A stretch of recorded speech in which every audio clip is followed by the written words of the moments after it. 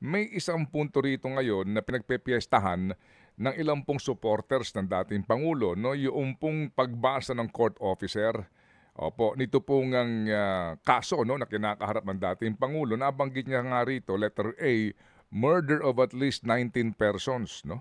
Allegedly drug Mm. pushers or thieves killed by members of the Davao Death Squad in various locations in or around Davao City, Philippines between 2011 to 2016. And letter Mm. B, murder of at least 24 persons, allegedly criminals such as drug pushers or thieves or drug users killed by or under the supervision of members of the Philippine law enforcement, sometimes within the assistance of persons who were not part of the police in various locations in the Philippines between 2016 and 2019. So dito po, sabi, kung crimes against humanity, ano itong 19 plus 24 lang naman daw at hindi ito umabot ng libo-libo, attorney? Una muna, pansinin niyo doon sa warrant of arrest and doon sa sinabi sa initial hearing, ang medyo kakasuhan dito ay not only President Duterte but members of the police. At itong nakapagtataka, Ted, other government officials. Ibig sabihin, may mga hindi police na nag-facilitate ng drug war, ibig sabihin civilian, na pwedeng included sa trial. So kung sino man yung other government officials na yan, palaisipan yan at na-mention sa warrant yan. Ano. Pangalawa, yung crime against humanity, walang numbers yan, Ted. Ang elements ng crime against humanity under Article 7 ng Rome Statute, una muna, widespread attack or systematic attack. So ipoprove yung widespread, gaano ba kalawak ito at system, no? Modus operandi. Second is against the civilian population. Civilian ba yung binira? Malakas naman ang ebidensya na civilian naman talaga yung namatay doon. And third is with knowledge of the attack. So kung ma-prove yung elements na widespread or systematic, tapos civilians ang namatay, tapos alam ni President Duterte yon, then whether it's 24, 19, or 30, hindi na kailangan palawigin yung dami.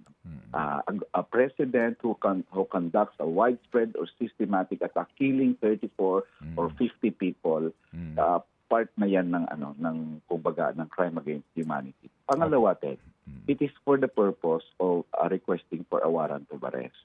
Sa totoo lang, Ted, hindi ko alam kung anong charges. Wala sa ating nakakaalam na yun kung anong charges talaga at paano ito i-substantiate ni prosecutor sa confirmation hearing, di ba? But so we will expect a document from the prosecutor sana soon, no? Otherwise, ang mangyayari, si President Duterte will just base his defenses on the request for warrant of arrest. Doon siya magdidepensa sa 19 at sa 24. Ako man, Ted, pag klarong-klaro yung 19, may pag tinanong ka ng pre-trial chamber, sino ba tong 19 na to? Saan to namatay? Bakit to nasabing siya ang involved? Mas madali mong i-prove yan to request a warrant of arrest.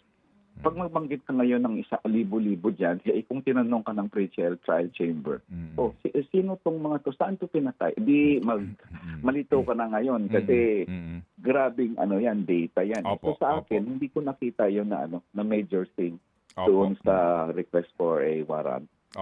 Siyempre, yun din ang binasa ng hearing. Opo. At ito ang ating katanungan, para lang ho, alam nyo na, yung siguro nabasa nyo na, di ba?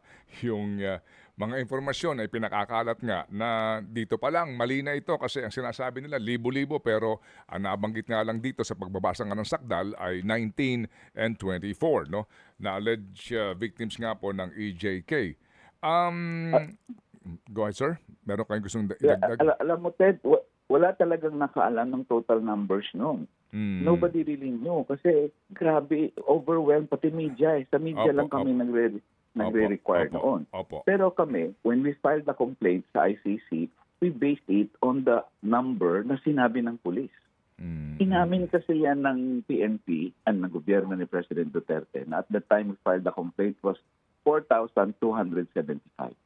In fact, nung ako, sabi ko doon sa ilang lawyers namin, let's not go to the 30,000. Kasi ang iba sabi ng iba, 25,000, 10,000. Sabi ko, wag na tayo doon. Let's just base it on what the police admitted. Opo, Nag- opo. Yes, so nag-admit sila doon. For me, it's still one death too many. Whether it's 4,000 or 30,000 is one death too many. Crime against humanity pa rin yan. So, wala akong nakita na porket 50 lang, Opo. dapat pag crime against humanity, 1,000. There's no such rule in the ICC. Mhm. At pwedeng-pwede talagang gamitin ng prosecutor yun.